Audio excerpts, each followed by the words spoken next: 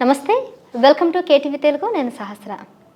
జగన్మోహన్ రెడ్డి ఇంటికి కూడా హైడ్రా ఏంటి? హైడ్రా కేవలం తెలంగాణలోనే కదా, జగన్మోహన్ రెడ్డి ఇంటికి ఎట్లా అని అనుకుంటున్నారా?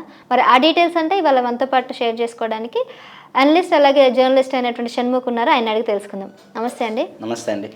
జగన్మోహన్ రెడ్డికి హైడ్రా దూసుకెళ్తుందనే వార్తలు అయితే వస్తున్నాయి. అది ఎలా సాధ్యం అసలు? అంటే అసలు ఆయన ఇల్లు కూడా చెరువులను ఆక్రమించి కట్టిన సందర్భాలు ఉన్నాయా? అంటే యాక్చువల్గా ప్యాలెస్ కట్టుకున్నాడు ఏపీలో, బెంగళూరులో. అవైతే లీగల్ ప్యాలెసెస్ అని తెలిసింది. ప్రభుత్వ సొమ్ముని దాచుకొని కట్టుకున్న విషయాలు అయితే బయటకు వచ్చాయి. సో ఎట్లా జరుగుతుంది మరి? మీరు దీనికంటే ముందు ఎందుకు హైడ్రా జగన్మోహన్ రెడ్డి గారి ఇంటికి అనే దాని గురించి మాట్లాడేదానికన్నా ముందు వైఎస్ జగన్మోహన్ రెడ్డి గారు బెంగళూరులో ఉన్నటువంటి యలంక ప్యాలెస్కు దాదాపు 60 రోజుల్లోనే 10 సార్లు ఎందుకు వెళ్ళాడనే దాని గురించి మాట్లాడాల్సి వస్తుంది.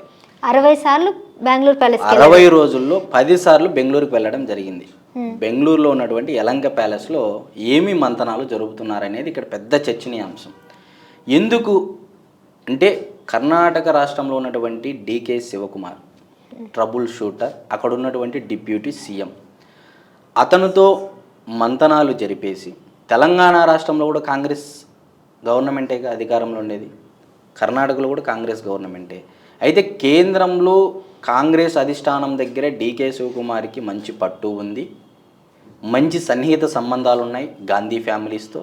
అందుకని కర్ణాటకలో ఉన్నటువంటి బెంగళూరులో ఉన్నటువంటి యలంక ప్యాలెస్లో జగన్మోహన్ రెడ్డి గారు 60 రోజుల్లోనే దాదాపు 10 సార్లు వెళ్ళి అక్కడే ఉండడం జరిగింది.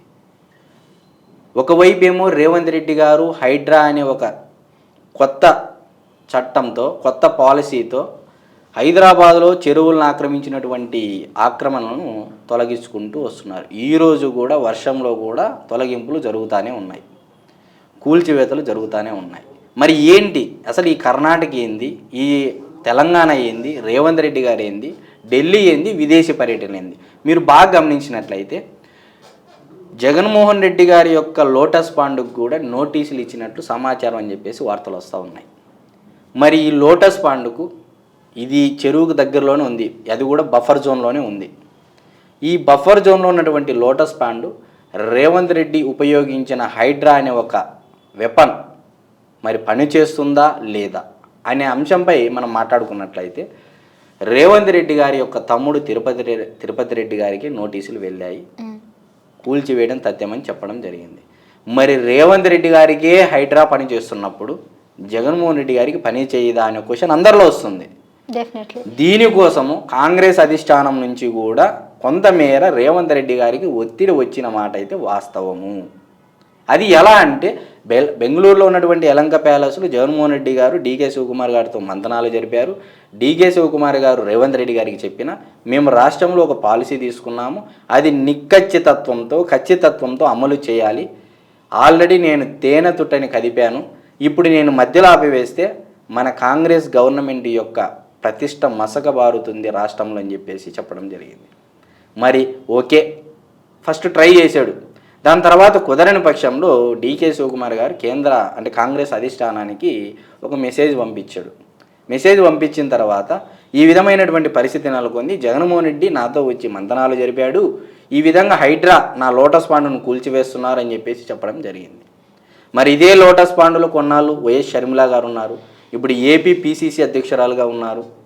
మరి ఇటువంటి సందర్భంలో రేవంత్ రెడ్డి సర్కారు హైడ్రా లోటస్ పాండ్ మీద పని చేస్తుందా చేయదా? ఒకవైపు ఏమో నా చెల్లెలు దేవుడిచ్చిన అన్న అని రేవంత్ రెడ్డిని అని చెప్పేసి షర్మిల గారు అంటున్నారు. గతంలో లోటస్ పాండ్కి కొద్దిగా అనుకున్నటువంటి గోడను కూడా తొలగించడం జరిగినట్టుంది కదా, ఆక్రమణ తొలగించడం జరిగింది. అప్పుడు కూడా ఎవరు ఏం చేయలేకపోయారు. ఇప్పుడు ఈ హైడ్రా అనేది దాని మీద పనిచేసే అవకాశాలు ఉన్నాయని మీరు అంటున్నారు, అంతే? ఖచ్చితంగా ఉంటాయి. రేవంత్ రెడ్డి రెడ్లలో మటాటి రెడ్డి, కరప్షన్ రెడ్డి కాదు. రెడ్ల జాతుల్లో దాదాపు 14 తెగల రెడ్లు ఉంటారు. పంట రెడ్లు, కొండేటి రెడ్లు, మటాటి రెడ్లు, పెదకంటి రెడ్లు, నెరవాటి రెడ్లు, బహుమంచి రెడ్లు, భూమంచి రెడ్లు. నాకు తెలిసి రెడ్ల జాతుల గురించి తెలిసిన వాళ్ళైతే మటాటి రెడ్ల గురించి బాగా తెలుసు. మోటాటి రెడ్లు పులివెందుల నియోజకవర్గ ప్రాంతంలో వీరపనాయనం పల్లె మండలంలో దాదాపు ఉండేదంతా ఈ మటాటి రెడ్లే. అక్కడ ఆ ప్రాంతంలో వాళ్ళ యొక్క మనస్తత్వం ఎలా ఉంటుందంటే ఒక డెసిషన్ తీసుకున్న తర్వాత వెనకడుగు వేసే ప్రసక్తి ఉండదు అని చెప్పేసి క్లియర్ కట్గా తెలుస్తూ ఉంది. మరి రేవంత్ రెడ్డి గారు తేనె తుట్టెని కదిపిన తర్వాత ఇది నా ఉనికికే ప్రమాదం వస్తుందనేది తెలియక కదిపారు అని చెప్పేసి మీరంటే అది మీ అమాయకత్వం. రేవంత్ రెడ్డి గారిని ఈరోజు సీఎం సీట్ల నుంచి లాగేయడానికి కాంగ్రెస్ పార్టీలోని చాలా జరుగుతున్నాయనేది చాలా తెలుసు. గతంలో జగన్మోహన్ రెడ్డి గారు కూడా సీఎంను కానీకోకుండా చేశాడనే విషయం ఓపెన్ హార్ట్ విత్ ఆర్కేలో రాధాకృష్ణ గారితో స్వయంగా రేవంత్ రెడ్డి గారే చెప్పడం అందరం చూసాం. మరి ఇటువంటి సందర్భంలో చట్టం అందరికీ ఒకటే అన్న నినాదం ముందుకు తీసుకొని వెళ్తాడా, లేకపోతే జగన్మోహన్ రెడ్డి మనవాడు మన రెడ్డి అని అంటే అక్కడ తెలిసిపోద్ది. అంటే ఇప్పుడు రేవంత్ రెడ్డి జగన్మోహన్ రెడ్డి ఒకటే సామాజిక వర్గానికి సంబంధించిన వాళ్ళు కాబట్టి ఇక్కడ అది కూడా ప్రశ్న ఉత్పన్నమవుతుంది. అంటే బీజేపీ వాళ్ళు ఏమంటారు, రెడ్లు ఒకటైనారు మిగతా వాళ్ళను కూల్చేస్తున్నారని చెప్పేసి అంటారు. అంటే వైఎస్ఆర్సీపీ పార్టీ అయినప్పటికీ తల్లి కాంగ్రెస్ నుంచి వేరుపడ్డటువంటి పిల్ల కాంగ్రెస్ వైఎస్ఆర్సీపీ పార్టీ కాబట్టి డెఫినెట్గా ఏదో కొంతమేర అభిమానం ఉంటుంది. ఒకవైపు షర్మిల ఏమంటుంది, దేవుడిచ్చిన అన్న నాకు రేవంత్ రెడ్డి.